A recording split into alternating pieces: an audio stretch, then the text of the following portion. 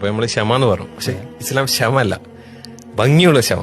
ഫസ്ബിർ സൊബറൻ ജമീല. എങ്ങനെയാണ് ഭംഗിയുള്ള ക്ഷമ? ഇത് എവിടുന്നാണ് നമ്മൾക്ക് കിട്ടുക?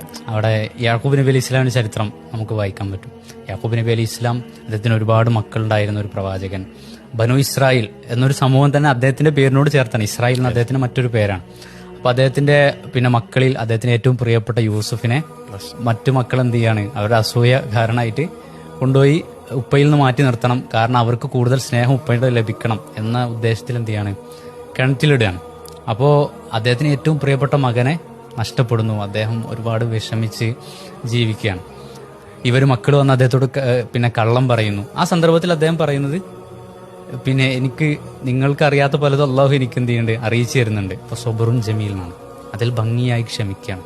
ആ പ്രവാചകന്റെ ജീവിതം തന്നെ അതാണ്. അദ്ദേഹത്തിന്റെ ഏറ്റവും പ്രിയപ്പെട്ട മകൻ നഷ്ടപ്പെട്ടു. കുറച്ച് കാലങ്ങൾക്ക് ശേഷം മറ്റൊരു മകനെ കൂടി നഷ്ടപ്പെടാണ്. ബിന്യാമീൻ എന്ന പ്രിയപ്പെട്ട മറ്റൊരു മകനെ കൂടി അദ്ദേഹത്തിന് നഷ്ടപ്പെടുകയാണ്. കരഞ്ഞ് കരഞ്ഞ് അദ്ദേഹത്തിന്റെ കാഴ്ച നഷ്ടപ്പെടുന്ന സംഭവം പോലും പിന്നെ പ്രമാണങ്ങൾ നമ്മൾ പഠിപ്പിക്കുന്നുണ്ട്. പക്ഷെ അവിടെ അദ്ദേഹം നിരാശപ്പെടുന്നില്ല.